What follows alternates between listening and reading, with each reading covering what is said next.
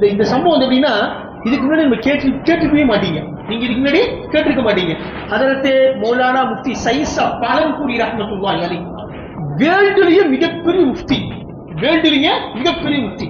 அவங்க ஹஜரத் சொன்னாங்க, நாங்க 1996 தேவபந்தில் அவங்க கிட்ட படிக்கும் போது ஃபாசில் அப்படிங்கிற பட்டம் படிச்சோம். ஹஜரத்துக்கு நாங்க படிச்சோம். படிக்கும் சமயத்தில் அவங்க சொன்னாங்க, போன வருஷம் அதாவது 95 வேர்ல்டு லெவல்ல பெரிய பெரிய முஃப்திகள் எல்லாம் கூப்பிட்டு ஒரு பெரிய ஒரு இது போட்டி வச்சாங்க. அந்த போட்டியில ஹசரத் மௌலானா முஃப்தி சைஸா பாலன்பூரி ரஹ்மத்துல்லாஹி அலைஹி வேர்ல்டு லெவல்ல ஃபர்ஸ்ட் வந்தார். வேர்ல்டு லெவல்ல ஃபர்ஸ்ட் வந்தார். அவருக்கு என்ன தெரியுங்களா இனாமு? பணங்காசுலாம் கிடையாது. காபத்துல்லாவுடைய ஒரு துண்டு, காபத்துல்லா துணி இருக்கு பாத்தீங்களா, வெயிலா காபத்துல்லா அந்த போர்வை போற கருப்பு போர்வை, அந்த துண்டை ஒன்று கொடுத்துட்டாங்க, இந்த வச்சுக்கோ அப்படி. அந்த துண்டை ஒரு வீட்டுல வந்து கண்ணாடியில வச்சிருந்தா நாங்கெல்லாம் போய் பார்த்துட்டு வந்தோம். சரி பெரியன்பர்களே, அவரு ஒரு சம்பவத்தை சொன்னார். புகாரி ஷெரீஃபுடைய பாடம் நடத்துவார். கிட்டத்தட்ட பாத்தீங்க அப்படின்னா அதுல ஒரு 3000 மாணவர்கள் உட்கார்ந்துருப்பாங்க. தாருல் தேவபந்தில அந்த தாருல் ஹதீஸ் அப்படிங்கிற இந்த இடத்துல 3000 மாணவர்கள் உட்கார்ந்துருப்பாங்க. 10,000 மாணவர்கள் மொத்தம் 10-12,000 மாணவர்கள். அதுல 3000 மாணவர்கள் இந்த ஃபாசில் கோர்ஸ் மட்டும் படிக்கிறது. பெரிய ஒரு சம்பவத்தை சொன்னார், அருமையான சம்பவம். நாங்களும் இது வரைக்கும் கேள்விப்பட்டதில்லை, எனக்கு அது சொல்லக்கூடிய சந்தர்ப்பம் இது வரைக்கும் வந்ததில்லை. இன்னைக்குதான் ஞாபகம் வந்தது. சன் ஹிஜ்ரி 860 பெருமானார் ஸல்லல்லாஹு அலைஹி வஸல்லம் ஹிஜ்ரத் செஞ்சு அதுக்கப்புறமே வஃபாத் ஆகி 860 ஆண்டுகள். 860 சன் ஹிஜ்ரி 860 ஆண்டு, 20ஆம் ஆண்டு. இதெல்லாம் வரலாறு நீங்க தெரிஞ்சுக்கணும். காபத்துல்லாவுக்கு முன்னாடி பாத்தீங்களா, நீங்க பாத்திருக்கீங்களா, காபத்துல்லாவுடைய தலைவாசல் அது பக்கத்துல ஹஜரே அஸ்வத் வச்சிருப்பாங்க, கண்ணு மாதிரி இருக்கும். பாத்திருக்கீங்களா? அதாவது வெள்ளியில அப்படியே மோல்டு பண்ணி உள்ள கண்ணு மாதிரி வச்சிருப்பாங்க, கருப்பு கல்லு. அதுதான் ஹஜரே அஸ்வத். ஹஜரே அஸ்வத் அதுல ஒரு கிரீன் கலர்ல ஒரு கோடு போட்டிருப்பாங்க. அந்த கோட்ல இருந்துதான் தவாஃப் நீங்க ஆரம்பிக்கணும். தொட்டு முடிஞ்சா தொட்டு ஓடலாம் முடியாதுங்க பாவா. நீங்க 2 மணிக்கு எந்திரிச்சு பார்த்தாலும் சரி, 3 மணிக்கு எந்திரிச்சு பார்த்தாலும் 1 மணி நீங்க நினைப்பீங்க சுபி சோழதர் ஹிங்க அமதா சீதால காய்ங்க துமார் ச பாவா ஒன்று சுபி சோங்கேச்சு நீ ஜகலபா சொன்னீங்க தவாஃப் செஞ்சுக்கிட்டு அம்மா தவாஃப் செஞ்சுக்கிட்டு எத்தனையோ தடவை முயற்சி பண்ணியாச்சு. எல்லாமே 2 மணிக்கு போனா எல்லாமே தூங்கிட்டு நாம போய் ஜம்மு மிஷா என்ன செய்யலாம், ஹஜரா முத்தம் முடிச்சுட்டு வந்துடலாம். அப்படி 2 மணிக்கு போனா அந்த கூட்டம் அப்படிதான் இருக்கும். நீங்க அங்க தூங்கி 3 மணிக்கு எந்திரிச்சா அந்த கூட்டம் அப்படிதான் இருக்கும். மொய் மொய் மொய் மொய் மொய் இருப்பாங்க, தேனி மாதிரி. சாரி பாய், தேனி மாதிரி அவர் போயிட்டு வந்தார். பாத்தீங்களா இல்ல தொட்டீங்களா? பாத்தீங்களா? நான் பார்த்தேன், தொட முடியாது அவர்னால. அப்புறம் என்ன ஆச்சு அப்படின்னா, இப்ப இந்த ஹஜரே அஸ்வத் இருக்கு பாத்தீங்களா, இந்த ஹஜரே அஸ்வத் அதாவது கருப்பு கல். ஹஜர் அப்படின்னா கல்லு, அஸ்வத்னா கருப்பு கல். இது வந்து சொர்க்கத்துடைய கல், சொர்க்கத்துடைய கல். ஹஜரத் ஆதிபிதா ஆதம் அலைஹிஸ்ஸலாம் இந்த உலகத்துக்கு வரும் சமயத்துல மூசா அலைஹிஸ்ஸலாம் ஒரு குச்சி வச்சிருந்தாங்க பாத்தீங்களா, அந்த குச்சி. அதே மாதிரி சுலைமான் அலைஹிஸ்ஸலாம் ஒரு மோதிரம் வச்சிருந்தார், அந்த மோதிரம். அதே மாதிரி இந்த ஹஜரே அஸ்வத் கல்லு, இதையெல்லாம் சொர்க்கத்திலிருந்து கொண்டு வந்தார், சொர்க்கத்திலிருந்து கொண்டு வந்தார். மூசா அலைஹிஸ்ஸலாம் வச்சிருந்த அந்த குச்சி அசா, அந்த குச்சி வந்து உண்மையாகவே சொல்றோம், தஃப்சீர்ல சொல்லப்பட்டிருக்கு. 2 பேர் ஹஜரத் மூசா அலைஹிஸ்ஸலாம் குச்சி வச்சு நடந்து போவார். ஹதீஸா யாருமே பேச்சு துணை இருக்க மாட்டாங்க, அந்த குச்சி கிட்ட பேசிட்டு போவார். அந்த குச்சி என்ன செய்யணும் அப்படின்னா, அவர் மூசா அலைஹிஸ்ஸலாம் பேசும், பேசிக்கிட்டே போவாங்க 2 பேருமே. குச்சி பேசும், அவ்வளவு தாக்கத்தெல்லாம் கொடுத்துருந்தான். பாம்பா மாறிடும், என்ன நினைக்கிற அது மாதிரி மாறும். அந்த குச்சிக்கு அவ்வளவு தாக்கத்தெல்லாம் கொடுத்துருந்தான். பெரிய இந்த மூசா அலைஹிஸ்ஸலாம் அந்த குச்சி வச்சிருந்தார். அந்த கல்லு இருக்கு பாத்தீங்களா, ஹஜரே அஸ்வத் கல்லு, அது காபத்துல்லா பக்கத்துல வச்சிருக்காங்க பாத்தீங்கன்னா, இந்த கதவுக்கு பக்கத்துல வச்சிருப்பாங்க மூலையில. அது வந்து கண்ணு மாதிரி இருக்கும். அந்த கல்லை வந்து கையாடுறதுக்காக வேண்டி, அந்த கல்லை எடுத்துட்டு போறதுக்காக வேண்டி பஹ்ரைன் அப்படின்னுடைய ஊர், பஹ்ரைன் பத்திரிக்கை கேள்விப்பட்டிருக்கீங்க, பஹ்ரைன், பஹ்ரைனுடைய அரசன் சுல்தான் அபு தாஹிர் கஸ்னி, சுல்தான் அபு தாஹிர் கஸ்னி அப்படிங்கிற படையெடுத்து வந்தான். எங்க? காபத்துல்லா மேல 860. இந்த படையெடுத்து வரும் சமயத்துல அந்த வருஷம் ஹஜ்ஜி நடக்கல. சண்டை சச்சரவு அப்படின்னா மக்கள் யாருமே அரக்க மைதானத்துக்கு போகல, யாருமே ஹஜ்ஜு செய்யல.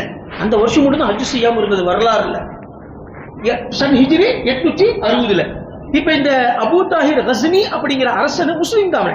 அவன் என்ன செஞ்சான் அப்படின்னா, காபத்துல்லால இருக்கக்கூடிய இந்த சொர்க்க கல்ல நம்ம நாட்டுக்கு எடுத்துட்டு வந்தோம் அப்படின்னா அல்லாஹ் நமக்கு பெரிய பரக்கத்தை கொடுப்பான் அப்படின்னு அந்த கல்லை வந்து எடுக்கிறதுக்கு போர், அதாவது யுத்தம் செய்ய ஆரம்பிச்சான். வந்து என்ன பண்ண, எல்லாத்தையுமே மிரட்டி இரட்டி எல்லாம் ஃபுல்லா அண்டர்கிரவுண்ட் எல்லாம் டார்கெட் பண்ணி எல்லாத்தையும் முற்றுகையிட்டு அந்த கல்லை பேச்சு எடுத்துட்டான். அந்த கல்லை பேச்சு எடுத்துட்டான். எடுத்துட்டு நேரம் பஹ்ரைனுக்கு போயிட்டான். எங்க போயிட்டான்? பஹ்ரைனுக்கு கொண்டு போயிட்டான். இப்ப பஹ்ரைனுக்கு கொண்டு போகும் சமயத்துல என்னாச்சு அப்படின்னா, எந்த ஒட்டகத்தின் மேல அந்த கல்லை வச்சானோ அல்லாஹ்வுடைய சக்தி பாருங்க, அந்த ஒட்டகம் செத்து போயிடும். கேள்விப்பட்டீங்களா நீங்க? ஹஜரே அஸ்வது அந்த கல் இருக்குது, எந்த ஒட்டகத்தின் மீது வச்சு பஹ்ரைனுக்கு கொண்டு போனானோ அந்த ஒட்டகம் செத்து போயிடும். மக்கால இருந்து பஹ்ரைனுக்கு போற வரைக்கும் 40 ஒட்டகம் செத்து போச்சு. ஹஜரத் சொன்னார் 40 ஒட்டகம் செத்து போச்சு. அந்த ஹஜரே அஸ்வது கல்லை சுமந்துட்டு போக முடியல. அல்லாஹ்வுடைய பெரிய சக்தி பாருங்க, 40 ஒட்டகங்கள் மக்கால இருந்து பஹ்ரைன் போற வரைக்கும் 40 ஒட்டகங்கள் செத்து போச்சு. எப்படியே கொண்டு போயிட்டான், கொண்டு போயிட்டான். சரி, கொண்டு போன பிறகு பனு அப்பாஸ் அப்படிங்கிற அரசாங்கம் வந்தான் எங்க மக்காவுக்கு, அவனுடைய ஆட்சி பனு அப்பாஸ். அவன் என்ன செஞ்சான் அப்படின்னா, பார்த்தா ஹஜரே அஸ்வத் இல்ல, என்னடா காலியா இருக்குது அப்படி. இப்ப எத்தனை வருஷம் வச்சிருந்தான்? 22 வருஷம் வச்சிருந்தான். 860 இருந்து 70, 80, 82 சன் ஹிஜ்ரி 882 வருஷம் வரைக்கும் பஹ்ரைன்ல 22 வருஷம் அந்த கல்ல அங்க வச்சிருந்தான் ஹஜரே அஸ்வத. காபத்துல்லால கல்லே இல்லாம தான் இருந்துச்சு 22 வருஷம். பாருங்க, கேள்விப்பட்டீங்களா நீங்க? 22 வருஷம் 860 இருந்து ஹிஜ்ரி 82 வரைக்கும் 22 ஆண்டுகள் காபத்துல்லாவுடைய மூலையில கல்லே இல்ல, ஹஜரே அஸ்வத் கல் கிடையாது. அது எல்லாம் கடத்தப்பட்டு பஹ்ரைன்ல இருந்தது. பனு அப்பாஸ் விடல. அல்லாஹ்வுடைய இப்ராஹிம் அலைஹிஸ்ஸலாமுடைய காலத்துல இருந்தது, மூசா அலைஹிஸ்ஸலாம், ஈசா அலைஹிஸ்ஸலாம், பெருமானா ஸல்லல்லாஹு அலைஹி வஸல்லம், ஹஜரத் ஆதிபிதா ஆதம் அலைஹிஸ்ஸலாம்ல இருந்து நூஹ் அலைஹிஸ்ஸலாம் வழியா வந்திருந்தது அந்த கல்லு. இவன் எப்படி எடுத்துட்டு போனா அப்படின்னு, நேரா நீ கொண்டாந்து கொடுக்குறியா இல்ல நான் உன்னை அடிக்கிட்டா போர் செய்யலாமா, 2 பேரும் யுத்தம் செய்யலாம், நீங்க நான் பாத்திரலாம் அப்படி. கடைசீட்ல எல்லாம் பெரிய பெரிய முஃப்திகள், பெரிய பெரிய அரசுகளை உட்காந்து எதுக்குப்பா சண்டை சச்சரவு வேண்டாம் அப்படின்னு அந்த காலத்திலேயே 3000 தீனார்கள் கொடுக்கப்பட்டது. யாருக்கு? அந்த பஹ்ரைனுடைய அரசனுக்கு. உனக்கு கல்லு நான் விட மாட்டேன், கல்லை நீ திரும்பி கொடுக்கணும், உனக்கு என்ன வேணும்? 3000 தீனார்கள் அந்த காலத்துல 882 சன் ஹிஜ்ரி 3000 தீனார்கள் கொடுக்கப்பட்டது. பனு அப்பாஸ் கொடுத்துட்டாரு. கொடுத்த பிறகு அந்த கல்லை திரும்பி வந்து அவன் கொண்டு வர மாட்டேன். யாரு? அபூ தாஹிர். நான் சொன்னா நான் கொண்டு வர மாட்டேன், ஏன்னா அவன் தெரியும் நாம கொண்டு வரும்போது 40 ஒட்டகம் செத்து போச்சு, இந்த ரிஸ்க் நாம ஏன் எடுக்கணும், உனக்கு வேணும் வாங்கிட்டு போயா அப்படின்ட்டான். तुझे होने की तो लेने का बा मैं जा डालता हूँ, लेकिन मैं से लगाऊंगा नहीं, वो जिम्मेदारी मेरी नहीं. ये तो भाई मामू चके ही है, पहले तो मजा चके ही मामू 40 साल बचा, 40 भाई ऊँटा चले गए, 40 ऊँटा मर गए, मालूम होगा उसे, நீ வந்து எடுத்துட்டு போயா அப்படின்ட்டான்.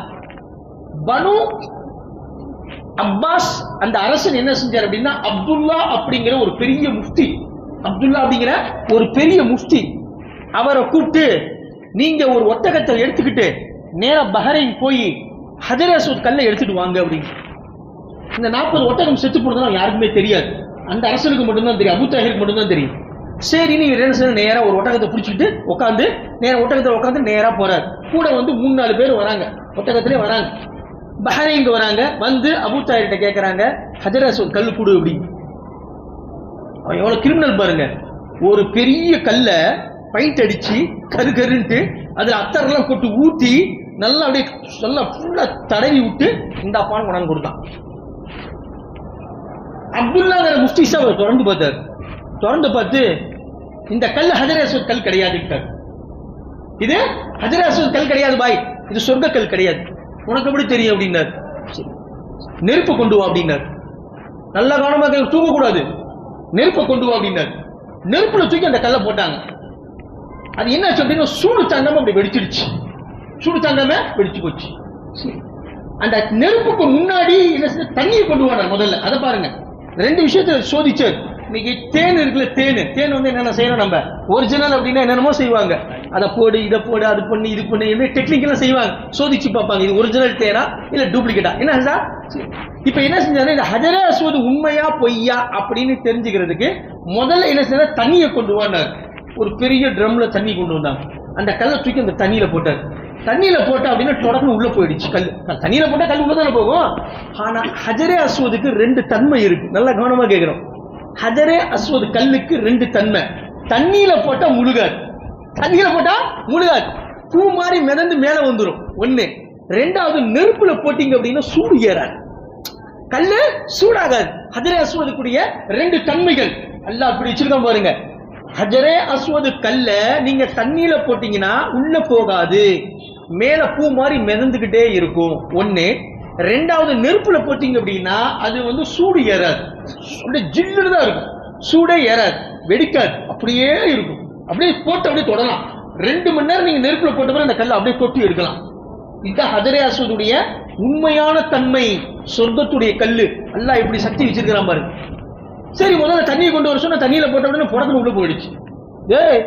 இது ஹஜரே அஸ்வதே இல்லையடா அப்படின்னு மல்லிச்சுக்கு என்ன பண்ணாரு, நெருப்புல போட்டாரு. நெருப்புல போட்டா டம்முன்னு வெடிச்சு போச்சு, சூடேறி.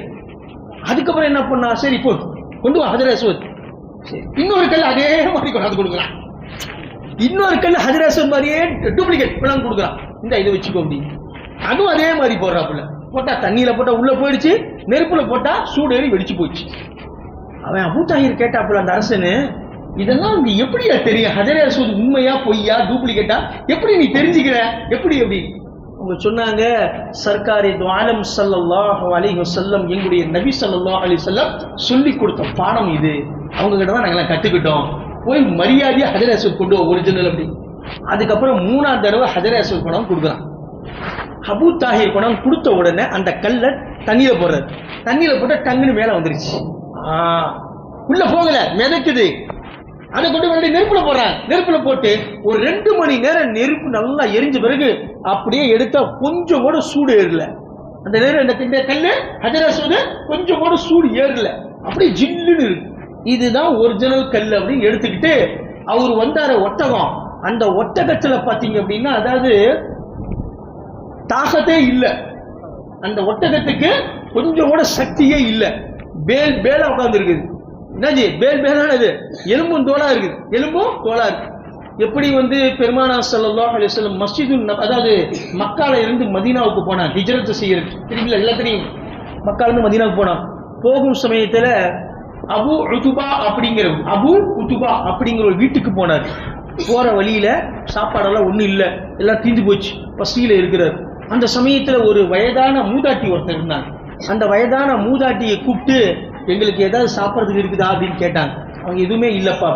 அவங்க சொன்னாங்க, இந்த ஆடு இருக்குதே, இந்த ஆட்டு வந்து நான் வந்து பாலை எடுத்துக்கிட்டா அப்படின்னு கேட்டாங்க. அந்த ஆடு பார்த்தீங்கன்னா சும்பி போய் கிடந்தது, வெறும் செத்து போன மாதிரி எலும்பும் தோலா கிடந்தது அந்த ஆடு. அந்த மூதாட்டி சொன்னாங்க, உத்துபாவுடைய மனைவி சொன்னாங்க, ஏப்பா பயங்கரமான பஞ்சம் பட்டினி ஓடிட்டு இருக்குது, இந்த ஆட்டுக்கு தீனி இல்லை ஒண்ணு இல்லை, சும்மா உயிரோட தான் இருக்குது, அது எலும்பும் தோலா இருக்கு, அதுல என்னப்பா பால் வரப்போகுது அப்படின்னு நீங்க அனுமதி மட்டும் கொடுங்க அப்படின்னா அனுமதி கொடுத்தாங்க. அந்த ஆட்டை பிடிச்சி ஹஜரத் பெருமானார் திருக்கரங்களால் அதனுடைய மடியில கையை வச்சாங்க. மடி முழுக்க அப்படியே பாலா மாதிரி கீழே இறங்கிடுச்சு. பெருமானார் எல்லாம் ஆட்டு போல ஒரு கிளாஸ் தான் நீ வரும். அவர் ஒரு பெரிய பெரிய குண்டாலேயே எடுத்துட்டாரு. பெருமானார் கறந்துக்கிட்டே வந்துகிட்டே இருக்கு. அவர் முதல்ல குடிக்கல. முதல்ல ஹஜரத் அபூபக்கர் கொடுத்தாங்க, அவருடைய அடிமை இருந்தாங்க, அவருக்கு கொடுத்தாங்க. அதுக்கப்புறம் பெருமாசனம் கொடுத்தாங்க. குடிச்சிட்டு மறுபடியும் ஆட்டை கறந்து ஒரு டப்பா ஒரு பெரிய பாத்திரத்துல ஃபுல்லா நிறைச்சி அந்த உத்துபாவுடைய மனைவிக்கு கொடுத்தாங்க. கொடுத்துட்டு கிளம்பிட்டாங்க. யாரு? பெருமாசனம். அவன் புருஷன் வேணா உத்துபா வந்தோன்னா என்னையா பால் இருக்குது அப்படி மொத்தம் நடந்ததுலாம் சொன்னான். வைத்தியம் புத்தி கெட்டு போச்சு அவங்களுக்கு அப்படி இல்லைங்க. இது மாதிரி நடந்தது உண்மையாதான். ஒருத்தர் வந்தார் நூஜுவான், அவரு தான் அல்லாஹ்வுடைய செஞ்சார். பெரிய என்பதிலே தஃப்சீர்ல எழுதுறாங்க, ஆடு நீங்க அறுக்காம வளர்த்தீங்க அப்படின்னா 7 வருஷம் தான் வயசு. சரிசா? 7 வருஷம் தான் வாழும். சிங்கம் எத்தனை வருஷம் வாழ்ந்துறீங்களா? 25 வருஷம் தான். ஹயாத்துல் ஹைவான் அப்படிங்கிற கிதாப் இருக்காங்க. சிங்கம் காட்டுக்கே ராஜானாலும் சாதிக் பாய் 25 சாலுக்கு பசங்க மறுதாங்க. இது சிங்கம். பெரிய என்பதிலே ஆட்டினுடைய வயசு நீங்க அறுக்காம இருந்தீங்கன்னா 7 வருஷம் தான் வாழும். அந்த ஆடு வந்து 27 வருஷம் வாழ்ந்துச்சு. அல்லாஹ் அக்பர். 27 சால் ஜியா. ஏன்? பெருமானாருடைய திருக்கரங்கள் பட்டதுனால அந்த ஆட்டுக்கு. பெரிய பெருமானார் ஸல்லல்லாஹு அலைஹி வஸல்லம் எப்படி இருந்தார் அப்படின்னு அந்த உத்பாவுடைய மனைவி சொல்றாங்க. பெரிய பெரிய முஹத்திஸ்கள் அந்த அரபியுடைய வார்த்தைக்கு இதுவரைக்கும் விடையை கண்டுபிடிக்க முடியல. நாயகம் ஸல்லல்லாஹு அலைஹி வஸல்லம் எப்படி இருந்தாங்க அப்படிங்கிறத முதல் அவங்க தான் வர்ணிச்சாங்க. அவங்களுடைய கண் எப்படி இருந்துச்சு, அவங்க காது எப்படி இருந்துச்சு, அவங்க முகம் எப்படி இருந்துச்சு, தலை எப்படி இருந்துச்சு, அவங்களுடைய முடி எப்படி இருந்துச்சு, எல்லாம் புட்டு வச்சுட்டாங்க. அன்னை ஆயிஷா கூட சொல்லல. உத்பாவுடைய மனைவி அவ்வளவு கிளீனா சொன்னாங்க. டார்கெட் வேற பக்கம் போயிட்டு இருக்குது, தெரிஞ்சுக்கலாம். பேசிட்டே போல. நேற்று ரொம்ப நேரம் எடுத்துட்டோம், நம்ம அதனால முடிச்சுக்கலாம். இப்ப அந்த பொண்ணு, அதாவது இந்த ஆடு எப்படி வந்து சும்பி போய் இருந்துச்சோ அது மாதிரி அந்த ஒட்டகமும் சும்பி போய் தான் இருந்தது. அதனால இவர் உட்கார்ந்து வந்தார். யாரு? அந்த அப்துல்லா அப்படிங்கிற முஃப்தி சாப். இப்ப என்ன செஞ்சார் அப்படின்னா, இவர் இன்னொரு ஒட்டகத்துல உட்காந்துக்கிட்டு அந்த ஹஜரே அஸ்வத் கல்லை எடுத்து அந்த ஒட்டகத்து மேல வச்சார். பெரியவர்கள் நண்பர்களே, 3 நாள் பிரயாணம் செய்ய வேண்டிய ஒட்டகம் ஒரே நாள்ல வந்துருச்சு. எங்க? மக்காவுக்கு. மேல வச்ச ஹஜரே அஸ்வத் வச்ச உடனே அந்த ஒட்டகத்துக்கெல்லாம் பயங்கரமான பலத்தை கொடுத்தான். அதை எடுத்துட்டு போகும்போது 40 ஒட்டகம் செத்து போச்சு, பெரிய பெரிய ஒட்டகங்கள். ஆனா கொண்டு வரும் சமயத்துல பஹரைன்ல இருந்து மக்காவுக்கு கொண்டு வரும் சமயத்துல சும்பி போன உயிரே இருக்கக்கூடிய எதுவுமே எலும்புத்தோடு தான் இருக்குது. அப்படிப்பட்ட ஒட்டகத்து மேல வச்ச உடனே 3 நாள் பிரயாணம் செய்யக்கூடிய அந்த ஒட்டகம் ஒரே நாள்ல பிஜிலி மாதிரி வேகம், இடி மின்னல் வேகத்துல பஹரைன்ல இருந்து எங்க வந்துருச்சு? மக்காவுக்கு வந்துருச்சு. ஆகப்பெரிய சொல்லப்படக்கூடிய நோக்கம் என்ன அப்படின்னா, அல்லாஹ்வுடைய கருணை. பெருமானா ஸல்லல்லாஹு அலைஹி சொல்றாங்க, 70 माँ के बराबर अल्लाह अपने बंदों पर मोहब्बत करता है. 70 தாய்க்கு சமமாக அல்லாஹ் தஆலா அடியார்களை நேசிக்கின்றான். இன்னைக்கு நாம பார்க்கிறோம், இன்னைக்கு அல்லாஹ்வுடைய கிருபையில் நௌசுபில்லா, அல்லாஹ் பாதுகாக்கணும், அல்லாஹ்வுக்கு எவ்வளவு மாறு செய்யும், அல்லாஹ்வுக்கு எவ்வளவு மாறு செய்யும். அதனால பெரியவர்களே, அல்லாஹ் ரொம்ப ரொம்ப கருணை உள்ளம் கொண்டவன். ஒரு மனிதன் தவறு செஞ்சுட்டான் அப்படின்னா அல்லாஹ் தஆலா மலக்குமார்ட்ட சொல்லுவான், இப்ப எழுதாத தப்ப இரு, அவன் வந்து மன்னிப்பு கேட்பான். தௌபா கரேகா, சபர் சபர் அப்படின்னு அல்லாஹ் தஆலா எழுதவே விட மாட்டானாம்.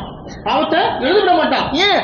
கண்டிப்பா ஒரு நாள் உள்ள என் பக்கம் தான் வருவான், அவன் தௌபா செய்வான் அப்படிங்கிற அளவுக்கு அல்லாஹ் தஆலா நம்மின் மீது நம்பிக்கை வைத்திருக்கின்றான். அதனால பெரியவர்களே, அல்லாஹ் ரொம்ப ரொம்ப இரக்கம் கொண்டவன், ரொம்ப ரொம்ப அல்லாஹ்வுடைய அர்ஹமுர் ராஹிமீன், அந்த அல்லாஹ் மனிதர்கள் மீது ரொம்ப ரொம்ப கருணை உள்ளம் கொண்டவன். அதனால நம்ம அல்லாஹ்வுடைய கிருபையில அல்லாஹ்விடத்தில் இருகரம் என்று என்ன தேவைகளா இருந்தாலும் அல்லாஹ்விடத்துல கேட்கணும்.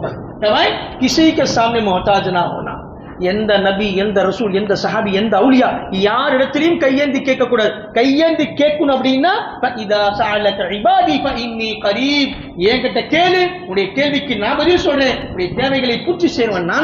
நான் உனக்கு ரொம்ப அருகாமையில் இருக்கிறேன், உன்னை விட்டு எங்கேயும் தூரமா போகல, உனக்கு பக்க பலமா இருக்கும். அதனால நம்ம எந்த வேலையில இறங்கினாலும் 2 விஷயம் இருக்கணும். ஒன்னு இறை நம்பிக்கை, 2வது தன்னம்பிக்கை. அல்லாஹ் நம்ம பக்கம் இருக்கிற போடா பாத்துக்கலாம் அப்படிங்கிற நம்பிக்கையோட வரும். திருவதி ஜல்லா வாஹிரு தாவானா அல்ஹம்துலில்லாஹி ரப்பில் ஆலமீன். அஸ்ஸலாமு அலைக்கும் வரஹ்மத்துல்லாஹி வபரகாத்துஹு.